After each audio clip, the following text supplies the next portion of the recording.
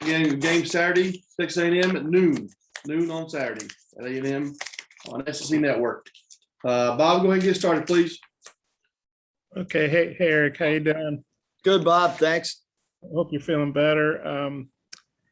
I know Jackson didn't have the best shooting game the other night, but he did have 3 assists. And you talked the other day about he's kind of been coming on. He's going back to where he played last year. Kind of, how do you feel about him going back there? And just, do you feel like he's still making good progress, even though he didn't shoot real well the other night? Yeah, I mean, I think as we look, into the rest of our schedule, Bob, and as we look into the future, he's our youngest player on our roster. Love the fact that he's getting game experience. I think he's becoming more and more comfortable. At Mississippi State, it was his 7 rebounds. Last game, it was his ability to find open teammates with 3 assists. He's shooting the ball, pretty good. We feel like from a consistency standpoint, he can shoot a little bit better, maybe draw some more free throws attempted. Because, as you look at our ball club and you try to figure out, hey, what is your team's identity? Playing with tempo, we're in the top 30 in the country in tempo, and then we're 10th in the country in free throws attempted. Last year we were 5th in the country in free throws attempted, but we actually are averaging 1 more free throw attempt this year than last year. And so we need Jackson to continue to have his game evolve to kind of what our identity's been, which is attacking the rim as well. And I think he'll do that. He's a guy that, is watching film. He's a guy that's in the gym on his own, working on his game. So certainly, his best basketball is ahead of him because of his attitude and his willingness to get better. And then, he didn't get to play a whole lot last year. I think he was sick, and he's getting a lot more minutes now. But how did that recruiting go down? I know you recruited him out of high school, but then when he went to the portal, was he a guy you instantly said, yeah, we want him? Or kind of how'd all that go down? Yeah, no, I think that, when, and I've said it before, I mean, when he went to Texas A&M, we kind of thought we were in a good spot with him. He was on campus for a football game. I think it was a football game on a Saturday. I know he was on campus on a Saturday, and then Tuesday, if I recall correctly, he committed to Texas A&M, and as a young man, I really liked him. I liked the fact that his mom was a great communicator, that she played, has a background of basketball, that his mom's sister played in the WNBA. So I think that as a family, they understand the game. And he's just a guy that is he's a pleasure to be around. And like I said, defensively, he continues to get better. I thought he did a really good job on Molinar.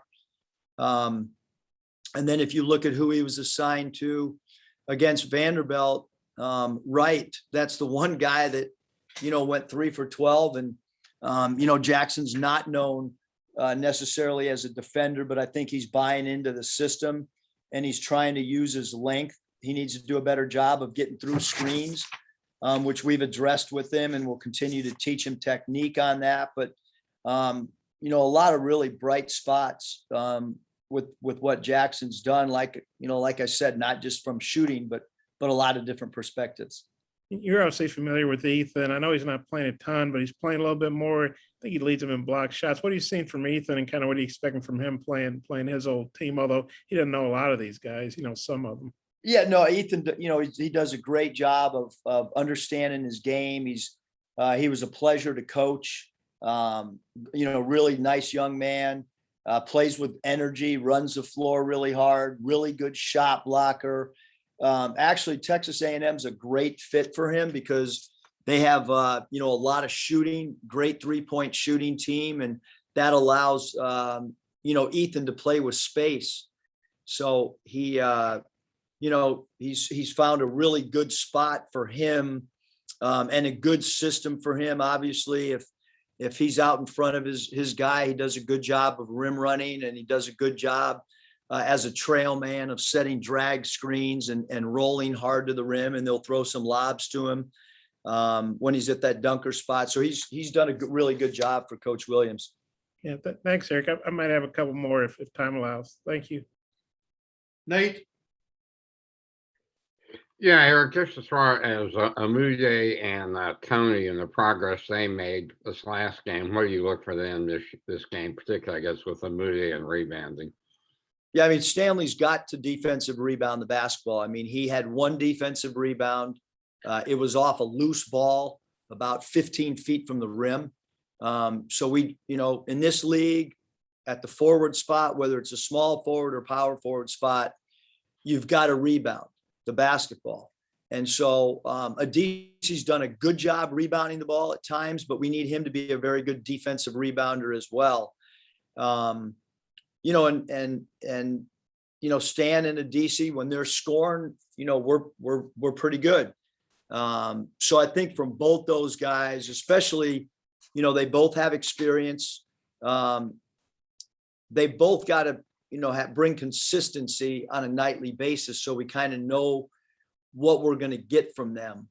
I think that's, part of our development as a group. But offensively, when they're playing well, we're pretty good. And then we need both of them to be really good defensive rebounders.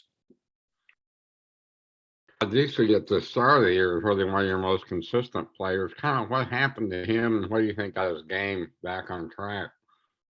Yeah, I don't think it's necessarily even, just right now. I think that consistency for a lot of young players becomes really important. And I think, you look at his body of work in the past, there's been some consistency, whether it's here or somewhere else playing. So that's just part of his evolving as a player, is to add consistency. Like shooting's going to come and go, just like hitting does with the baseball player at times, but just the, knowing what you can kind of put in the box score from those other areas, running the floor hard, defensive blockouts, offensive rebounding, doing your defensive assignment, all those things are what I'm talking about, when we discuss both amongst our team and with the medias. That's what we're looking for, consistency.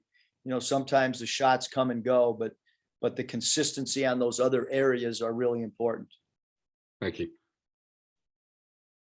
Hutch, Yeah, Coach, going back to Jackson, we saw it a little bit earlier on the other side with Bebe and how he had a really big game against y'all. Is there something to playing your former team? Like, does it add extra motivation, or what have you seen kind of in your career from that perspective? Yeah, I mean, I think that, it's a team game, and Bebe stayed right in his box of what he does really well. And he killed us, and, I've looked at his box score since, and he hasn't had as big of games. So whether that was guys on our team not understanding that Bebe could have a big game or not, I'm not in the minds of guys, but Bebe killed us. He played great. He texted me, hoped I had a good New Year's and a good holidays, which was really nice of him. He's probably really happy with how he kicked our butt, and felt, like he wanted to reach out and say Merry Christmas and Happy New Year. So I'm sure Jackson would love to have a big game. I'm sure Ethan would love to have a big game. It's a little bit unique, obviously, in college basketball to have interconference transfers, but we're going to see it in football. We're going to see it in baseball. We see it in softball. Like it's a new wave thing. I can tell you in the NBA, when somebody plays against their old team, there's a little extra motivation for sure. And I was looking at some of y'all's KenPom numbers, and y'all's last year defensively were one of the best teams in the country, and y'all are way down from that this year. Are you still kind of tinkering with things on the defensive side? Are you still kind of trying to figure things out, or what do you think it is that led to that being lower than you were last year? Well, that's nice of you, Hutch, that you only went to last year, because even 2 years ago, I've said it 100 times, we were number one in the country in defending the three. Our teaching methods have not changed. We've actually been doing more drills and teaching more. but it hasn't shown in the games, and so, I would love to tell you that we scrapped the way that we normally play and we've changed, but we've played man-to-man defense for 3 years here at Arkansas, right? And last game we did play some 2-3 matchup zone that luckily my sister kept some of my dad's playbooks, and she knows how we've been defending, and she FedExed them. And I went through some of the notes, and we added a matchup zone that we ran the other night that actually was fairly effective in 3 possessions against Vanderbilt. It's not something that I want to rely on. But to answer your questions, are you still tinkering? Yes, we are, because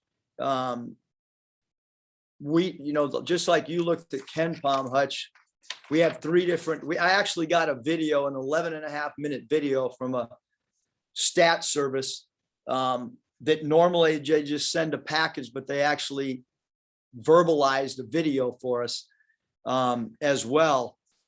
So yes, we understand our 3-point defense has not been good. Our 3-point attempt, just allowing attempts. If I'm talking to you guys about it, I'm certainly addressing it with the team as well. But sometimes habits are hard to break.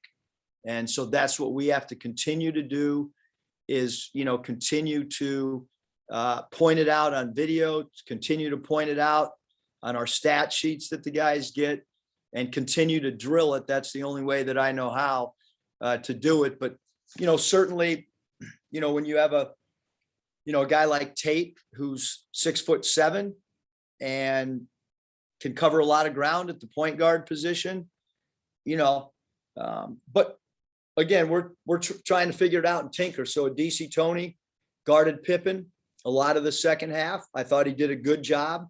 Jackson Robinson, as I mentioned, had to guard Molinar. If you would have asked at the beginning of the year if those 2 guys would have been assigned to primary defenders, I wouldn't have thought that they would be, but that's what we've come to, and those guys have done a good job at it. CJ. Hey, Coach. Chris Likes only played 10 minutes last game. Didn't get too many quiet opportunities last game with only 3 field goals attempted. I think 2 of those came in the last couple of minutes, but he played down the stretch. Does he get more opportunities in this Texas A&M game and get more time to shine on the court? Yeah, I mean, Chris has to, he's got to help us defensively. We see all these numbers. Chris is involved in some of our defensive things that have got to improve. And obviously at his size, he's got to bother people, and we need his percentages to go up. He's 37% from the field, and his 3-point percentages, those percentages have got to come up. Having said that, if you go back and watch the tape during the game, Chris was absolutely incredible with his buy-in on the bench and trying to cheer his teammates on. But Chris has gotten a lot of opportunities, and obviously Jackson has now taken up some of the minutes. DC went through a stretch where he wasn't playing a lot, and so we've got to find guys that are productive. It's not about anybody shining. It's about going out, being productive, helping your team in all facets on both sides of the ball. And Chris is he's working to try to improve his percentages as well. He's in the gym, and but we're in a mode right now where we gotta try to, I thought we made great strides. We lost the game, but ball movement was better. There was defensive possessions that were better. We had 3 or 4 guys play some of their best games, and then we had some other guys not. And we need this entire roster to play well in a 40-minute game in order for us to win. We're not a team that's just going to rely on 1 or 2 guys, and if they're playing well, they can carry us. Because obviously last year, we knew what Justin was giving us every night. We knew what Moses was giving us every night. We knew what Tate would give us every night. We need 3 or 4 guys that are steady across the board from a performance standpoint. And then somebody that has a hot night, that's just an added bonus. Curtis. Hey, Coach A&M is off to a pretty good start this year. What do those guys do well, and where do you think they'll challenge you the most Saturday? Yeah, so they play really, really hard. They're well coached. Coach Buzz Williams does a great job. I think he always does, even years that they haven't had maybe a great record. They're so well coached. I mean, our years in year one and year two, we thought that they were as hard to play against as anybody, regardless of their record. Because of the coaching that Buzz does. I think he's one of the best coaches in our league. Again, doesn't matter to me what place his team finished in. They're hard to prepare for. They're a great 3-point shooting team. They have a way different identity this year than they have in the past. They're playing faster. They're shooting more threes. Their Wyoming transfer, very, very, very good player. They found a really good player in the transfer market in him. Their small forward is just a fierce competitor, a transfer from Virginia Tech. So I like their team a lot. I really do. I mentioned Williams, Gordon's another guy so they kind of play 2-point guards. Gordon was their point last year. Now he's playing a little bit more too. I mentioned Radford at the 3. Coleman, a transfer from Duke, does a really good job. He played very, very well at Georgia the other night. So yeah, they got shooting, and then you add in the fact that they play hard, and they'll try to slow you down after made baskets with a little bit of their zone 3/4 court press. That's unique to see a team press a little bit after a made basket and try to make you eat a little bit of clock after they're made buckets. Bob, wrap us up. Final question, please. Okay, Eric, you watch that Georgia game and they hit a last second 3, probably, it was a little different. The guy dribbled up and he was on the other side. You guys missed the last second 3. I mean, I guess what does that tell you about, the margin for error in this league? And did you watch that tape and think, man, I wish we could have hit that shot or something, or, it just seems like it's so the razor thin sometimes. Yeah, it is. It's, in league play all across, the country, it's not just the SEC. I mean, it's all conferences. There's a lot of close games.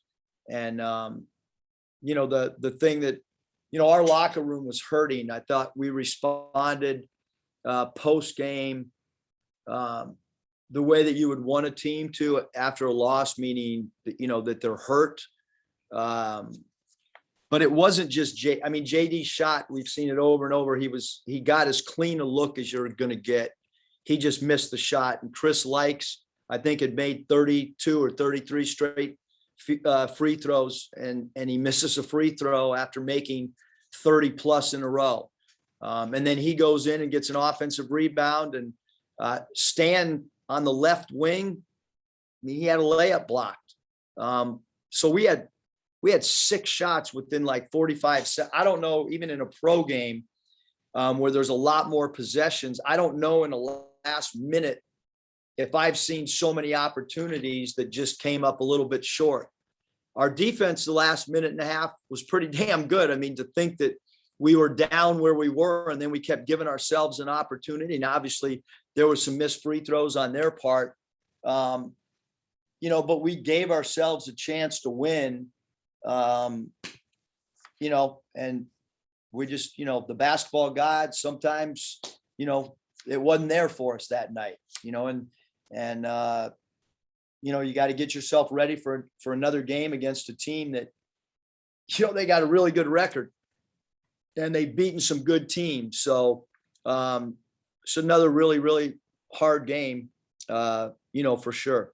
My apologies. I skipped over Scotty. Scotty, last question. Thanks, Eric. Yeah, Coach Jalen had 2 steals high out on the perimeter on Tuesday, and it's something he's done, I feel like, fairly regularly this year. Why do you think he's, been able to have success doing that this year? Yeah, I mean, I think like in our pick and roll coverage, when we're a little bit more, aggressive, and he's got good hands, he's got good anticipation, Scotty. I mean, that's a great question because, to my knowledge, I think he's 3rd on the team in steals. He's got 15 and Devo has 16. And you think about, the opportunities that a center has compared to a guard's got a lot more opportunities. For instance, you look at JD steals and he's got 37. He's one of the highest steal players in the country. But, JD has 37 or is doubled up Jalen only because of the fact that JD's got more of an opportunity, meaning the person that JD is guarding, and all of our guards, when you guard a guard, that player's dribbling more. So you have more of an opportunity and has the ball in his hands more. So not often do you see a center that has a high volume of steals because his man doesn't have the ball that often. So I think you can attribute it to Jalen's basketball IQ, and you can also attribute it to him having high active hands and reading the offense as well. I guess just real quick, just how valuable are those, just in terms of him not allowing, opposing teams to initiate their set sometimes, or, even reverse the ball if they do get into a set? Yeah, he's done a great job, Scotty, of what we talk about owning the elbow. He's done a really good job of that. Entry passes going to the center. Again, I think it's just anticipation. It's understanding that your teammates are behind you to give help if you gamble a little bit. I think all that stuff is, it's the same thing with JD when he goes for a gamble, and you got to make sure that you're taken care of on the backside, and certainly his steals are important to us for sure, because those are extra possessions, and they take away a possession for the opponent. They're almost worth 4 points if you can convert at the other end. Okay, thanks, Coach. Actually, the way we defend the three, they're probably worth 5 points, not 4. Thanks, Coach.